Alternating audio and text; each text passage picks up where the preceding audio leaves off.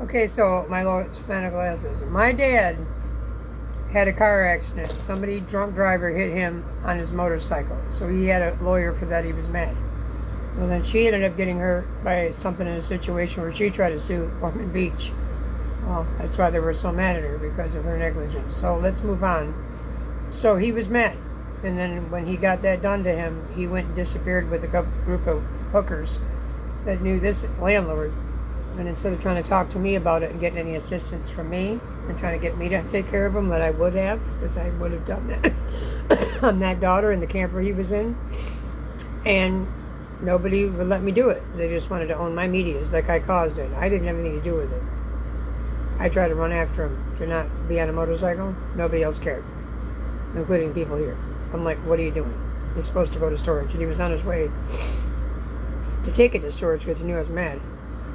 And then he turned around and tried to sneak off and get back on it, and I seen him right away, because that's God. Like, what are you doing? Get off the bike. And he shouldn't have been on it. He was too old. That's the way it is. You get hurt really bad. It's not that you can't do what you want, but you're that age. You don't get on a motorcycle anymore because you get hurt. Because you do fall. And it hurts. And that's it. And that's why he hid from me, because he knew I would have reamed his ass because I was screaming down the road after him. What are you doing? And everybody here. No. So, it is what it is. So he went and hit on me and decided to hang out with the young hookers, and it's none of your business what I do. Well, there you go. If it would have been my business, you wouldn't have done that. So he tried to sue lawyers, get money, and all mad because he got hurt real bad. Well, then he didn't want to talk to me, because I would have said, I told you. I was yelling at you to get off. So he did. He never wanted me to know nothing, because he knew I'm the one who voiced the reason and said, well, you had no business being on the stupid thing anyways, dummy. What are you doing? You're not 15 anymore. You're old. Get off it. Get in a car. Get drove around. So he never wanted me to see him on it, because he knew I would do that. So let's move on. So he wouldn't listen to anybody. No shit. He was just like me. I don't want to listen to nobody. But I'm not trying to do stupid. Like, I'm not trying to go on a tiny bike going 80 miles an hour going, I got a tailbone issue and a brain issue and no helmet. And I would have someone tell me, what are you doing? I would deserve that. And I would appreciate that, even if I was mad. So you got to do what you got to do with what you got served to you. So I love him, but wow. So this is my podcast. So he wouldn't come near me. Why? Because he didn't want to quit doing stupid, childish shit. Like my mother. She wanted to do whatever she wanted in her room. And she wanted to lock me out until everybody else, even bikers that was in Mascota, Michigan. And they said, I'm not going in there with anymore. Now she's flashing me her tits and said, well, this is what my daughter did for a living. And I understand where she was coming from. And she was trying to understand me, and she was losing it. And I said, everybody get out. And that was the end of that. So then the ambulance come right that night, and she went to the hospital because she wouldn't listen to me. It was terrible. But it is what it is. Your mind goes when you get sick and you get older, and I love her, and that was enough. We're done. We're going to hospice, and I'm going to get the ambulance here, and I'm an asshole. But yep, that's what I am. You got to be the asshole, because that's our job. So going forward, she kind of had to listen, no doubt, no choices. He just kept dippity-doo-dah, and everybody else was supposed to take care of him, so that's on your responsibility. You had a ton of people. I didn't have anybody, and I had my own issues. So, and he refused to do anything with me, so. My point is this, it's in the past. You know, people are going to do what they want. That's their life. Bon Jovi. So, he went out with a demise. And whatever he's doing after the fact is none of my business, and he just wants to keep playing Houdini with his stupid wife Jeannie, and I'm sick of it. You're all high school. So something was owed to me, like I've said a long time ago. All the man had to do was set it up for whatever was owed to me comes to me, and then nobody can fight with me, and none of that would have happened. And that's why I told him that. It didn't mean that's all I cared about. I loved him. He could have came and stayed with me wherever I was and took my bed over, and I'll sleep in a chair. I don't care, because I would have taken care of him for free. That's who I am, period, no matter what mistakes he made, because that's what it's about. That's what I always was, and that was the reason why I brought it up, to show everybody that's what you do. Flesh is stupid. You make mistakes. You get drunk. You do stupid. Then you got to fix stupid. But you don't disown stupid, because stupid is stupid. You bring it in more and say, okay, stupid. We know you're going to be stupid, so you're going to be stupid with us, watching over stupid. So we love you, stupid. And that's it. As stupid is, as stupid does. But stupid isn't doing to hurt you. Stupid's just stupid. So we're going to love stupid. And protect stupid, because stupid is stupid. Even if they're 40, who cares? And that's what a brotherhood, a sisterhood, some of these groups do, and even bikers, they do that. They take care of stupid, because stupid is stupid, but stupid is harmless, and we love stupid. But stupid needs someone to take care of them, because stupid does. So that's it. And that's what I was trying to say. And everybody else in the other world had to twist it into something else because you're all nuts and you don't understand it. Well, then don't understand it, but toggle off. Don't own my medias and call me a frickin' frack. And I do love my family, but I'm not going to allow my daughter to treat me the way that she treated my mother. Like, she don't have to be bothered with us and we're just going to do whatever she says. Oh, no, we're not. We're not going to let my kids treat me the way they try to treat my mother. And I tried to warn her that. I said, you're making them realize and think they don't ever have to be nice to me and forgiving and loving, and you're going to have monsters on your hands. And sure enough. And I love her. That's not how you treat. That's not how you teach. You don't teach them they can do whatever they want to their parents, no matter what, and be grudge holders. No, you teach them that mom made mistakes and mom's here to rectify it. Mom loves you. Shut up. Go sit down and respect your mother. You're not perfect. You're not going to be perfect either. We're not perfect. Nobody's perfect. Get over it. And that's the way you got to think of it. As long as you're trying to do the right thing after the fact, and you're trying to do the 180 and fix your shit, and owning your shit, own your own shit t-shirts, and get on with it, then that's what you're doing, because you have to do the right thing by your people and understand and be more graceful. That doesn't mean you don't love them. It means you do, but you're not going to let them shit all over you either. You can't, because then you're teaching them bad behaviors. And I'm going to have and demand the respect and love that I deserve, but you're not going to be a part of my life. Doesn't mean I don't love you. It's because I do love you, because I'm not going to allow you to be an asshole person, a shitty person, because that's my job. My job isn't to wish you just loved me. My job is to make you a better version. And I never got the opportunity to do that with my kids because everybody wanted to raise them without me and brainwash them. No. I love you.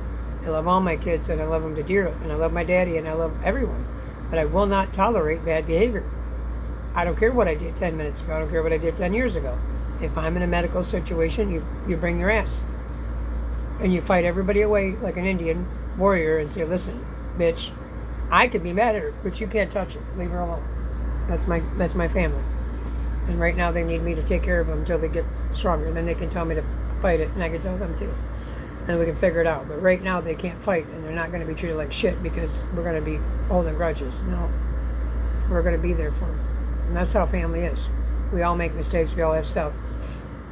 We all got to do the 180. We all got to pull each other back, bring each other back to the right way of things, and also go out and have a drink and go gambling. Who cares? Nobody said you couldn't have fun, have a great time, but care about each other, no matter what. Ride or die. You're my ride or die, even if you make mistakes, because I know you got a good soul and spirit, and you deserve my protection and my loyalty. That's what I was talking about. That's family relations. That's what I'm meaning by that. So then other outside sources and evil people cannot hurt your family member, no matter what, because even if you're fighting, you still protect your family members, because they need that. The world is a shitty place. So that's what I was teaching and preaching. And that's what I wanted to teach and preach and be with my business. And everybody heal, not everybody shun and be mad at me, because that's silly. I wasn't doing it to judge anybody or gossip. I was doing it to show you that all the things you did and all the things I did, I don't even care what you did. I'm over it in 5 minutes. What was it? I don't remember. Did you mean it? Was it directed towards me? No, it was directed that you're an idiot. You're stupid. You got caught up with the wrong people. You went into low vibrational bullshit, and you got with the wrong people. Now here we are. We got to fight for you harder. We got to pray for you more. We got to bring you in even more, because you're weak, need, and stupid, and you got taken advantage of. And I'm not going to shun you. I'm going to be there for you more than ever now. That's what it's about. Because people that are weak, need, low vibrational NCPs get manipulated easily by outside demons. We have to. That's our job, because we can't be manipulated like that as spiritual beings. And it's our family, then we have no choice but to teach them how to care more, be more forgiving, and to get on with it, because the soul and the spirit is who you are. Your flesh is stupid. It is going to run your life. And if you get the right people around you to understand that, then you know the right people, the spiritual people in the family will say, wait a minute, I'm not shunning and grudging. I'm going to pray more and go get them, because that's what they need. They're lost, and they're mixed up. And the last thing they need is for me to shun them too. I'm not going to do it. I'm going to be there for them and tell them, I'm here if you need me. I don't judge. I'm right here. You should do better for yourself. You deserve better for yourself. What the F ever. So that's what I was teaching. That's what I was preaching. And that's my podcast. I was trying to do my medias, my coaching, my life. And that's what I'm going to do. That's who I am. I'm not going to be a cook. That's what my daughter is. She's really good at it. I'm okay at it. I can do cooking. But I'm also a really good spiritual coach and a family relations coach and a relationship coach and a spiritual coach. I'm all the above. And that's what I want to be. And that's what I'm going to be. And I'm not going to be blocked and told that I can't be seen because I'm saying certain things about certain family members. Because certain family members got to be senior, and they're going to find out anyways because my psychic medium, they're going to come to me, as my dad has in spirit, and my mother, and pray that I help them through that and forgive them for their behavior of not wanting to own their own bullshit. As my t-shirt says, own your own shit. Because you have to. It doesn't mean you're condemned for it. It doesn't mean I'm judging. It doesn't mean I'm telling you what to do. No, just whatever you're doing to people that you know that isn't correct, whatever it is, to hurt other people by your self-indulgence is the problem and the only thing I'm trying to teach. Then you end up paying for that karma because when you cross over, all you ever care about is making restitution to that said person to have your not purgatory spiritual afterlife, and you can't because they can't hear you. And you can't get that time back. You can't get that choice back. You can't get that lesson fixed. You got to learn it the hard way on the other side, wishing to God they could hear you. Trying to find ways to get you to communicate with them without a medium, they're going to have a rough time. And you're going to grieve them more. Why? The person alive. Because they can feel. That's why your grief is so hard sometimes with people that you've had a falling out with, like my mother and I, is because they're crying out in the spiritual world. For you to hear them, they're sorry while you're crying, and you're crying harder and harder and harder because their soul is in your soul. That's the grief you're feeling. Just like your animals, they are there with you. They're not crossed over. They're right there, and you're crying for them. And they know that you are, and they're right there. And that's why it's so sad, because you won't accept that they're there for you, and they are there. You're crying and missing a body, but you should be accepting a soul and a spirit to say, hey, that's Jimmy. They're still here, and you still love the heck out of me. And we're good. And you're here with me. All I got to do is reach out and say your name and feel the warmth of you. The grief that you're feeling isn't you miss them. The grief is you feel them. Feel them. Talk to them. They're not gone. They're just in spirit. Their body is gone. Their spirit and their soul is always with you. And now you can communicate with them, and they can really hear you with all that flesh, ego, attitudes, grudges, whatever they're doing. They can hear you more now because they don't have any of that, and you don't either. And that's why you cry so hard, because you feel like, wish I would have just spent more time. Well, then do that. Talk to them. Spend time. Fix it before you cross. That's why I'm telling you that. That's why I teach that, because it is important. Because you do feel severe grief with someone you did not make amends with and did hurt you, and they feel bad and you feel bad, and now you're feeling bad. Because they're communicating with you in spirit, and you just don't even know why, but that's why you feel so bad. Because they're crying in spirit that they hurt you, because they know they did. Because there's not all that grudge, there's not all that money, there's not that fighting over that money. There's none of that. There's only just a soul and a spirit connection. And sorry. Grief. Both sides. So you're feeling double grief. It's the truth. But you're not feeling any anger or resentment anymore. It's gone. So do it now. Don't wait. Don't wait till that time to do that. Don't wait to hold a grudge forever or something that's stupid. It doesn't matter. Don't expect everybody to be perfect and put them on a pedestal. If you're on a pedestal and they fall off of it, then they're no good and they did it on purpose. No, that's too much pressure. We're human. We're flesh. We make mistakes. We do stuff. We make wrong decisions. And then we need our family there even more. Or our friends. And that's it. Coaching 101, baby.